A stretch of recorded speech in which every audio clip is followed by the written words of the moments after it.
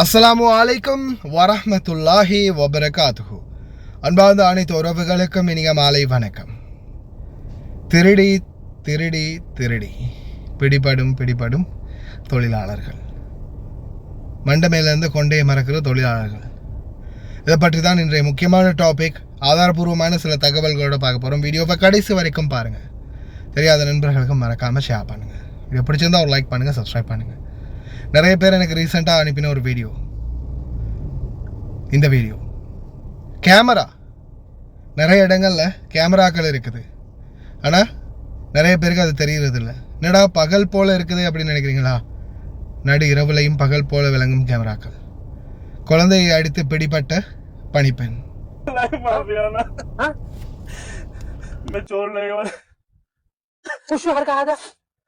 انا اسوي تفتيش. انت كيف نفر؟ انت انا ركبته هذا سياره، انا بس شفته انت كيف نفر، كويس ولا حرامي ولا كيف؟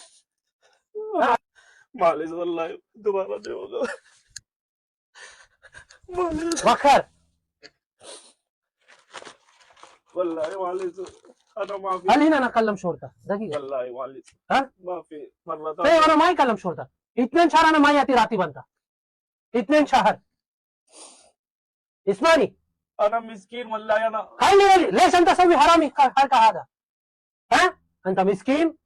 مره ثانيه انا ما في. ايوه ما في مشكله. ايوه انت شغل. दो بس साल 2 شهر انا 2 شهر انا ما ياتي راتب. انت خلاص 2 साल يلا وخر هذا وخر حرامي نفر. இந்த வீடியோ பார்க்கும்போதே தெரியுது இது வந்து ஸ்கிரிப்டன்னு. ஏன்னா திருடனுக்கு மைக் மாட்டி ஒரு காலம் பாபா பேச விட மாட்டார். பாபா கதைக்கிற அரபியில் விளங்குது பாபா மிஸ்டர் பங்களாதேஷ் அப்படின்னு. சரி, இது வந்து ஸ்கிரிப்ட், ஓகே, ஸ்கிரிப்டான வீடியோ தான். ஆனால் அதில் அவங்க சொல்கிற டாபிக் உண்மை என்னென்னா, அவர் வந்து இவரை செக் பண்ணுறதுக்காக உள்ள ஃபோனை வச்சாராம். இவர் வந்து அதை எடுத்துட்டாராம். உனக்கு 2 மாதம் சம்பளம் கட்டு அப்படின்னு சொல்லி அனுப்பிட்டாரு. இந்த மாதிரி நிறைய பேர் நடந்திருக்குது, நிறைய பேர் மாட்டியிருக்கிறாங்க. சிலர் வந்து ஆடைகளுக்குள்ள ட்ரெஸ்ஸுகளுக்கு கொடுக்கும்போது ட்ரெஸ்ஸுகளுக்குள்ளே பணத்தை வச்சு கொடுப்பாங்க. சிலர் வந்து நடமாடக்கூடிய இடங்களில் பணத்தை போட்டு வைப்பாங்க. சிலர் வண்டிகளுக்குள்ள பணத்தை, தங்க நகையை போட்டு டிரைவர்களை செக் பண்ணுவாங்க. வீட்டில் உள்ள பணிப்பெண்களையும் அதே மாதிரி தான். ஆங்காங்கே எங்கேயாவது ஒரு இடத்துல நகையோ பணத்தையோ எதையாவது போட்டு செக் பண்ணிக்கிட்டே இருப்பாங்க. சிலர் தெரியாதனமாக மாட்டிக்குவாங்க. அதே மாதிரி அன்பார்ந்த சகோதர சகோதரிகளை, இன்னொரு முக்கியமான விடயம் என்ன தெரியுமா? இதில் இன்னொரு முக்கியமான விடயம், வீடுகளில் குழந்தைகளை அடிக்கிற ஒரு சிலர், குழந்தைகளை சீண்டி பார்க்கக்கூடிய சிலர் இருப்பாங்க. இந்த நாட்டு குழந்தைகள் எப்படியுமே அவங்க வந்து செல்ல பிள்ளைகளாக வளர்ந்துருக்கிறாங்க. அதனால் அவங்களுடைய ஃபேமிலியில் எப்போவுமே அவங்களுக்குன்னு ஒரு தனி சுதந்திரம் இருக்கும். ஆனால் நம்மளில் நிறைய பேருக்கு வந்து அது தெரியாது. குழந்தைகள் நம்மளோட சேட்டை பண்ணும்போது நம்ம குழந்தைகளுக்கு எதிராக ஏதாவது ஒரு சின்ன நடவடிக்கை சரி எடுப்போம். ஆனால் சில நேரங்களில் வீடுகளில் ரகசியமாக கேமராக்கள் இருக்கும். அதே போல் பழைய வீட்டு மாமா பாபா, ஒரு வீட்டிலேருந்து இன்னொரு வீட்டுக்கு மாறுறீங்க இல்லையா, சில நேரங்களில் அந்த பழைய வீட்டு மாமா பாபாவோட பேசும்போது உங்களை பற்றின குறைகளை கூறினா அந்த வீட்டில் இருக்கிறவங்களும் உங்களை வேலையை விட்டு தூக்குறதுக்கு வாய்ப்பு இருக்குது. அது மாதிரி ஒரு சம்பவம் ஒரு சகோதரி எனக்கு வாய்ஸ் கட் ஒன்று அனுப்பியிருந்தாங்க. அந்த வீட்டில் குழந்தை அடிச்சிருக்கிறாங்க, இந்த வீட்டிலையும் குழந்தைகளுக்கு சேட்டை பண்ணியிருக்கிறாங்க. கடைசியில் அது தெரிய வந்து வேலை செய்த இடத்துலையும் வேலை இல்லாமல் போச்சு. இந்த மாதிரி ஒரு சம்பவம் இருக்குது. ட்விட்டரில் நான் பார்த்த ஒரு வீடியோ காட்சி தான் இது. பாருங்கள், இரவு நல்ல இரவில் இந்த கேமரா வீடியோ ரெக்கார்ட் பண்ணுது, சிசிடிவி கேமரா. பாருங்கள் எப்படி இந்த கேமரா ரெக்கார்ட் பண்ணுறது பகல் போல் இருக்குதுன்னு. இரவு 9 மணிக்கு இந்த வாய்ஸையும் கேளுங்க. தம்பி வணக்கம், எப்படி இருக்கீங்க? நல்லா இருக்கீங்களா? சாப்பிட்டீங்களா? அந்த பொண்ணை அனுப்பிட்டாங்க. என்னை கடைக்கு போக சொல்லிட்டு நான் கடைக்கு போயிட்டு வரக்குள்ள அந்த பிள்ளைய கூட்டிகிட்டு போயிட்டாங்க. நான் அப்புறம் கேட்டேன் மனசுக்கிட்ட, என்ன காரணம், எதனால அனுப்புனீங்க அப்படின்னு. இப்போ அவங்க சொன்னாங்க, அவங்க இருந்த வீட்டில் வந்து பிள்ளைங்களையெல்லாம் பழியாக அடிக்கிறாங்களாம், வேலைக்காரி அடிச்சிருக்காளாம், நிறைய பிரச்சனை இருக்கான். அப்போ அந்த வீட்டுக்கார மேடம் வந்து உங்களோட பேசி சொன்னாங்களாம், உங்க சரியில்லை, 1 மாதம் நல்லா இருப்பாங்க, மறு மாதம் பிள்ளைங்களையெல்லாம் அடிக்கிறாங்க, பழியாக்கிடுறாங்க அப்படின்னு சொல்கிறாங்க. நம்மனா காங்காமல் எதையும் நமக்கு சொல்ல முடியாதுல்ல. அப்போ நம்ம வீட்டில் இந்த பொடியனை தூசணத்தால் ஏசும், சிங்களத்தில் ஏசும். அப்போ நான் சொன்னேன், அப்படியெல்லாம் ஏசாத, அது சின்ன பொடியன், தூசணத்துலலாம் ஏசாத, இங்கே நீ சிங்களத்தில் ஏசுகிற. ஒரு வேளை எங்கேயாவது ஒரு சின்ன கேமரா வந்துருந்தால், நம்ம வீட்டில் கேமரா இருக்குது, சாலையில் மட்டும்தான். எங்கே என்ன இருக்குன்னு யாருக்கு தெரியும் என்ன தவிர. இப்போ நம்ம அதை பார்த்து நடந்துக்கணும். அப்போ நான் ஏசுனேன், நீ இப்படியெல்லாம் ஏசக்கூடாது, அது சின்ன பிள்ளை, இத்தனைக்கு அவன் பேச்சு இல்லாத பிள்ளை, பேச மாட்டான், பேசக்கூடிய பிள்ளையா இருந்தால் என்னன்னாலும் சொல்லும், கேட்கும், வைக்கும். இது பேசாதே, அப்போ அதை நம்ம தானே பார்த்து செய்யணும் அப்படின்னு நான் நல்லதுதான் அவளுக்கு நிறைய சொன்னேன், நல்லா பார்த்துக்கிட்டேன். நீ அவங்க அந்த வீட்டில் உள்ள பிரச்சனையை கொண்டாந்து இந்த வீட்டுக்கு இவளுக்கு எங்கள் வீட்டு மேடமுக்கு சொன்னோன்னைக்கு எங்கள் மேடமுக்கு விருப்பம்லாம் போயிடுச்சு. ஏன்னா அங்கே பேசுகிற பிள்ளைங்களை அடித்து அந்த பிள்ளைங்க அவங்க அம்மா கிட்ட சொல்லியிருக்காங்க போல், வேலைக்காரியங்களை அடிக்கிறா கிள்ளுறா அப்படின்னு. அப்படி சொன்னோன்னைக்கு எங்கள் கிழவிக்கு கொஞ்சம் மனசிலாச்சு. ஏன்னா என் பிள்ளை பேசாதில்ல, என்ன செஞ்சாலும் தெரியாதே, பாத்ரூமில் கொண்டு போய் அடித்தாலும் நமக்கு தெரியாதே அப்படிங்கிற பயத்தினால தான் அனுப்பியிருக்காங்க.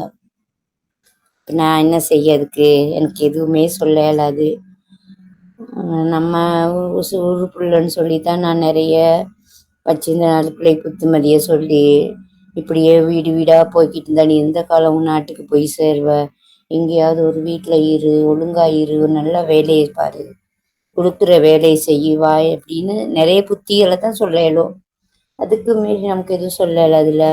ஒரு வீட்டில் வேலைக்காரியை அடித்து பல்லு உழுகிறதுக்கு அடிச்சிருக்காளாம். பொய்யா நெசமான அந்த கடவுளுக்கும் அந்த அல்லாவுக்கு மட்டும்தான் தெரியும். அப்போ இதெல்லாம் இவ்வளோ காலம் நீ இருக்கிற எந்த பிரச்சனையும் இல்லை தானே, சும்மா பிரச்சனை என்னதுக்கு, அந்த பயத்தில் தான் நாங்கள் அனுப்புகிறோம், வேணாம் அப்படின்னு சொல்லிட்டா. அதனால தான் அனுப்புகிறாங்க. நம்ம வீட்டில் வேறு எந்த பிரச்சனையும் இல்லை, அதுதான் பிரச்சனை. இவங்க சில வேலை சிம்மெல்லாம் வாங்கிட்டாங்க. அவங்க பொண்ணு வேலை செய்யுமா என்னன்னு தெரியல. ஆனால் இது வரைக்கும் போன் ஒன்றில் இல்லை. சில வேலை அப்படி போனால் நம்ம புத்தியாக தான் சொல்லணும், வேற எதுவும் நமக்கு சொல்ல முடியாது. என்ன தம்பி, சிங்களாக்களுக்குள்ளேயே ஒற்றுமல்லனா நம்ம என்ன செய்ய, அவங்கக்குள்ளேயே ஒற்றுமல்லாமல் அடிச்சுக்கிட்டு பிடிச்சிக்கிட்டு இருக்கிறாங்க. நான் பெருசாக கதை வச்சுக்கலைன்னா அவங்கள பார்க்கக்குள்ள சும்மா மொருடாவும் பயங்கரமாக இருக்கும். சும்மா சண்டைக்கு வர்ற மாதிரி தான் பேசுவாங்க. எதுவுமே நல்லது சொல்ல இல்லாது, கெட்டதும் சொல்ல இல்லாது. என்ன சொன்னாலும் அவங்களுக்கு கோவம் போகுது. அப்போ அதனால நான் பெருசாக கதை வச்சுக்கல, கணக்காளவோட தான் இருந்தேன். ஆனால் நல்லா பார்த்துக்கிட்டேன்.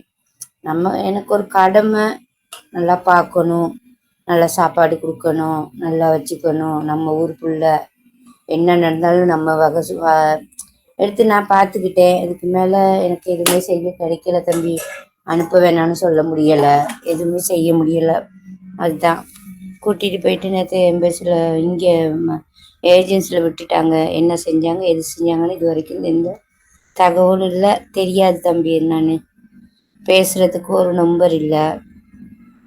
பாப்பா அவளா எங்கேயாவது போயிட்டு எனக்கு கால் எடுத்தால் தான் நிலைமையை தெரிஞ்சுக்க முடியும், இல்லைன்னா ஒன்றுமே தெரியலை தவிர.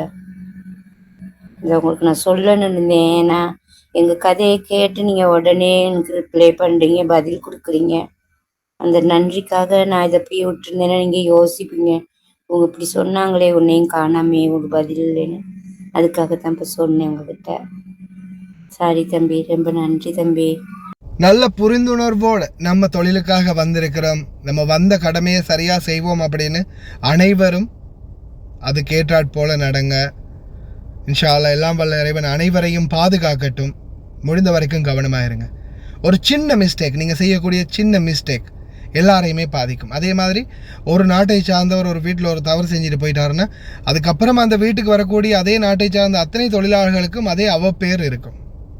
அதனால் தயவு செய்து இந்த நாட்டில் நம்மளுக்கு என்ன தான் நடந்தாலும் பொறுமையை சார்த்து தான் போகணும்.